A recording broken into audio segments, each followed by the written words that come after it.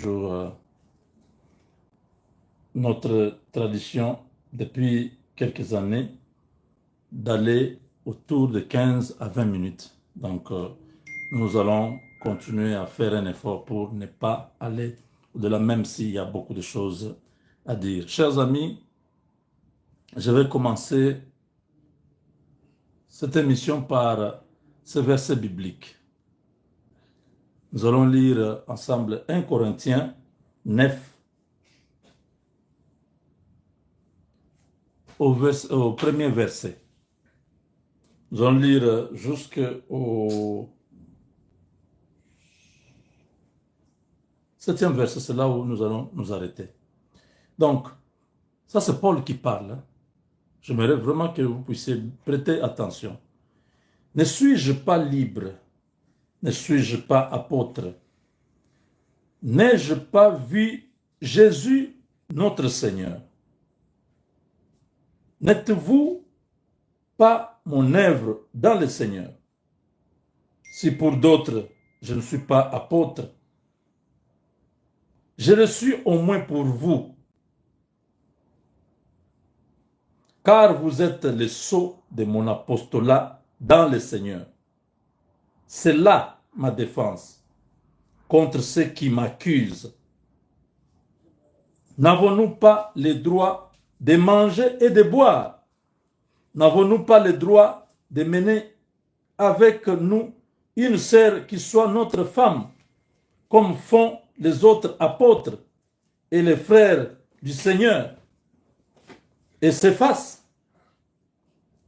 Ou bien, est-ce que moi seul et Barnabas, nous n'avons pas le droit de ne point travailler? On arrive au verset 7. Qui jamais fait le service militaire avec ses propres frais? Paul pose cette question. Après avoir dit tout ça, n'êtes-vous pas le sceau de mon apostolat? Là, il dit, qui jamais fait le service militaire à ses propres frais? La deuxième question, qui est-ce qui plante une vigne et n'en mange pas les fruits? La troisième question, qui est-ce qui fait paître un troupeau et ne se nourrit pas du lait du troupeau? Je ne vais pas loin. Je ne commente pas. Que chacun médite ce verset.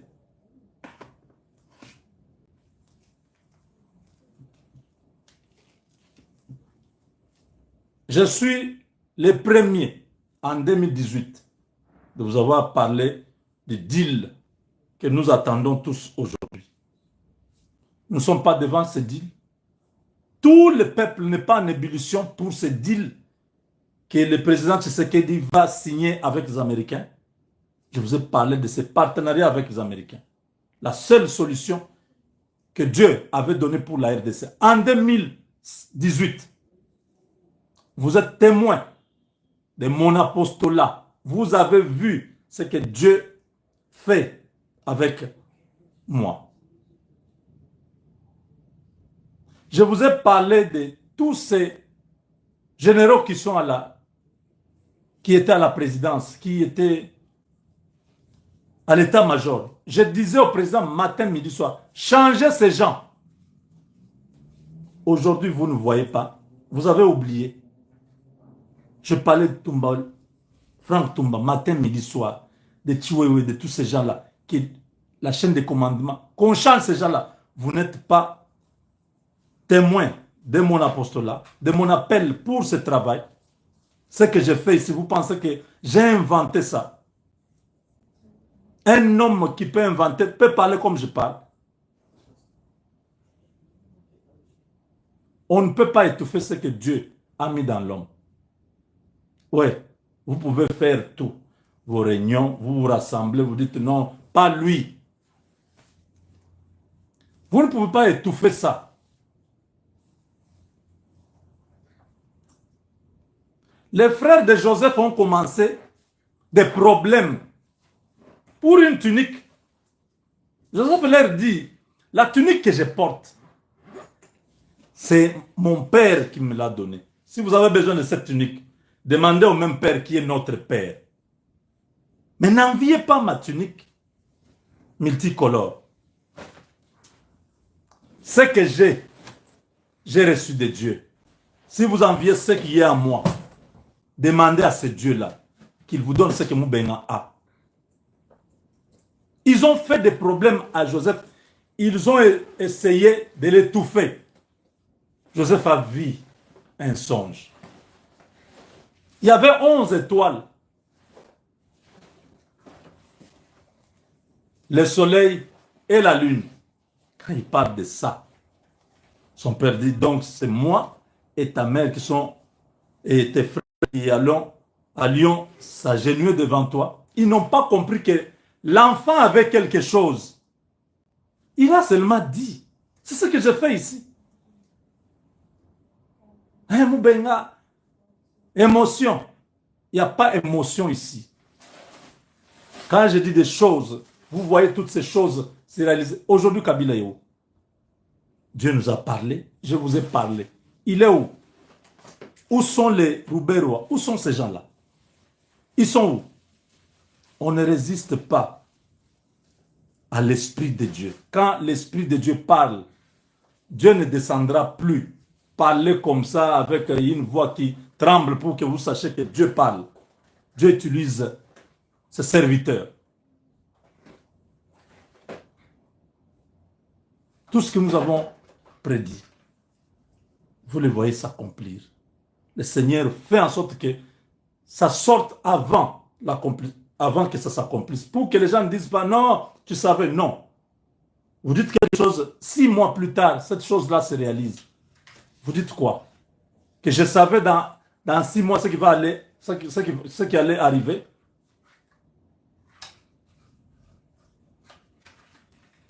Paul pose la question, qui fait le service militaire à ses propres frais? Qui plante et ne mange pas les fruits de cette plante-là? Qui paie les troupeaux et ne mange pas ne se sert pas de ces troupeaux?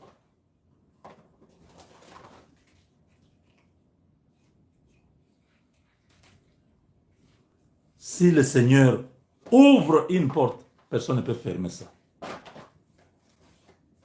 Ça ne dépendra pas de la volonté des humains. Ça dépend de sa propre volonté.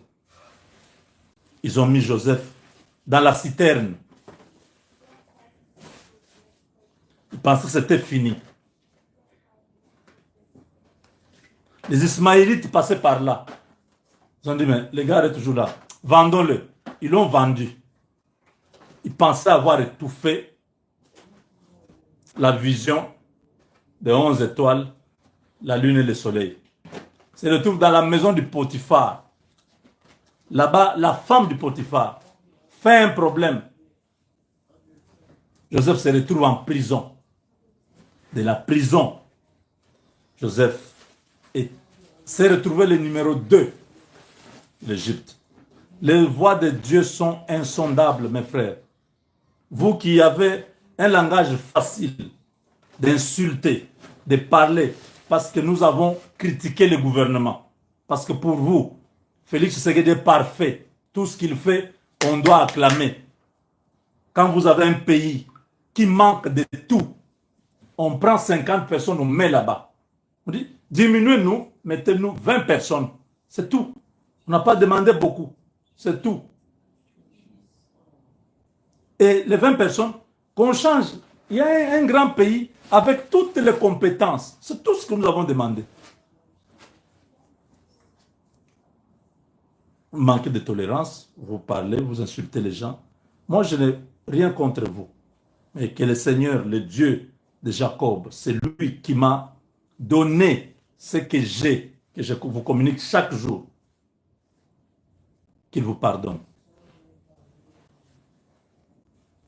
Ce qui est dans l'homme, C'est Dieu qui a placé. Personne ne peut stopper ça. Méditez ces versets 7 du chapitre 9 d'un Corinthien. Vous comprendrez.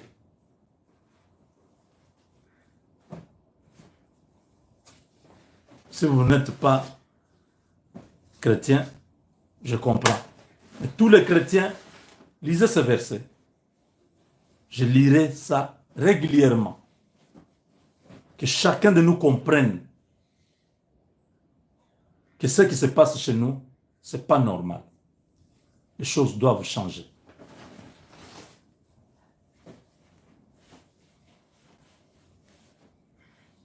Nous disons merci à Dieu parce que les enfants de Dieu continuent à prier pour ce pays. Quand tous ces féticheurs, tous ces marabouts viennent envahir Kinshasa, font des incantations pour qu'on maintienne leurs amis comme ministres, le peuple de Dieu pleure. Mais la volonté de Dieu est en train de se faire. Aujourd'hui, Dieu permet que cela continue. Mais demain, ce sera le temps de Dieu. Et les enfants de Dieu prendront les choses en main. Dieu est vivant. Il le fera. À son temps, nous n'avons rien à demander de plus. Et ce gouvernement, s'il travaille bien, nous allons dire merci à Dieu. S'il travaille mal, nous ne serons pas surpris parce que c'est les mêmes gens qu'on tire depuis 6 ans qui sont là. Jean-Lucien Boussa est parti du gouvernement de Sami Badibanga. Il est passé au gouvernement de Tchibala. Il est entré chez Ilunkamba quand le président Tshisekedi a pris le pouvoir. Il est venu chez Samalukonde. Là, il est chez Souminwa 1 et 2. C'est le seul génie que nous avons dans le pays. On ne peut pas les remplacer. Ah, vraiment, il n'y a pas quelqu'un d'autre. Ils sont comme ça, on peut compter 3, 4 qui sont là depuis 6 ans, même plus. Ils sont toujours là. Que le Seigneur nous aide. Nous nous attendons d'ici 6 mois.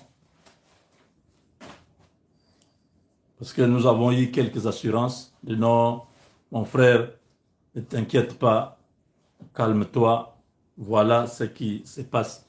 J'ai bien reçu ça parce que ça vient des personnes vraiment qui sont dans les secrets du roi. Et nous avons dit, ok, nous acceptons. D'ici 6 mois, nous allons voir quel sera le bilan de Souminwa avec 53. Hier, je ne savais même pas, je parlais de 50. C'est 53. Donc le président a enlevé seulement une personne. C'était 54, on est venu à 53. C'est le ministère de la recherche qu'on a enlevé. Si vous regardez, ouais, tous les ministères sont là. Le ministère de la recherche, là où il y avait notre papa Kabanda, oui, je crois, oui, recherche scientifique. C'est le ministère qu'on a, dont on n'a pas enlevé, mais on a réinséré ça dans l'enseignement, je crois, supérieur ou quelque chose comme ça. Donc, nous attendons. 6 mois, ce n'est pas beaucoup. On verra l'évaluation. Ces ministres, qu'est-ce qu'ils feront de plus? Parce que nous les avons vus le long de leurs prestations pendant déjà 3 ou 4 trois premiers ministres. Il n'y a pas grand-chose. Mais nous attendons. Nous sommes patients. On se retrouve dans la deuxième partie. Je vais vous parler cet homme. Je m'excuse parce qu'il fallait quand même mettre les points sur les i, à moins que vous souhaitiez que je puisse parler seulement parce qu'on est déjà à combien? 13 minutes. Bon, disons, je peux parler de manière résumée. Il y a le conseiller du chef du président américain, Donald Trump, en matière de religion. C'est le pasteur Travis Johnson. Il était venu à Kinshasa. Il y a eu même des manifestations sur le palais du peuple, tout ça. Il était venu, il était avec le président Tshisekedi, tout ça. Quand ce pasteur est rentré aux États-Unis, donc il a lancé une pétition pour que les gens, au moins 1 million de personnes, puissent signer pour les génocides de la RDC. Le silence n'est plus toléré. Je vous ai parlé du sénateur Cory Booker hier. Ce qu'il a écrit, ça fait froid au dos. Donc tous les Américains sont debout dans cette cause. Ils ne veulent plus de Kagame dans la région. Et ce pasteur a lancé cette pétition. Les gens sont en train de signer la pétition. Et le réseau de Paul Kagame aux États-Unis, je ne sais pas si c'est aux États-Unis ou quelque part, ils ont commencé à menacer ce pasteur. Et le pasteur directement a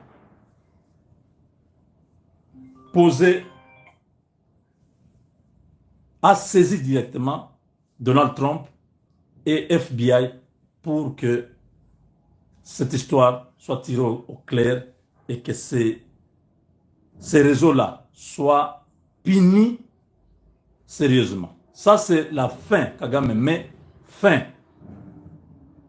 à son régime en voulant toucher à un Américain de cette trempe-là qui est au cœur du pouvoir.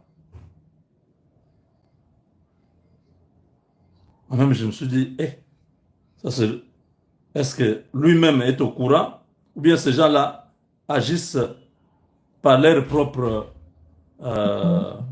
initiative? Si c'est Kagame qui a initié ça, FBI, c'est même les appels anonymes. On va jusqu'à la source pour savoir qui a appelé, qui a envoyé les messages, qui a fait ceci. Oui. Déjà, vous savez que les Américains, dans le passé, avaient déjà soulevé ces dossiers des opposants rwandais qui étaient menacés aux États-Unis et dans d'autres régions du monde. Et là, c'est un des hommes de Trump. C'est très grave. Donc, c'est un dossier ouvert contre l'État du Rwanda sur un citoyen américain. Trump, je sais qu'il va réagir et ça va être brutal. Vous voyez jusqu'où ces gens sont capables. Donc, ils voient que ces messieurs-là, si ce pasteur réussit à avoir 1 million de signatures, ça sera terrible pour lui. Alors, il faut le stopper, il faut l'intimider pour qu'il arrête cette initiative-là. Et vous savez, les Américains, c'est des gens têtus. Et maintenant, l'FBI va faire un grand travail pour identifier ces réseaux et mettre la main dessus. Et lui a dit maintenant, ça se confirme qu'il faut qu'on aille jusqu'au bout avec cette pétition. Que tous ces gens puissent être tirés à la lumière de la justice et qu'ils puissent payer pour le génocide qui continue en RDC. Donc voilà, avec Dieu, nous vaincrons.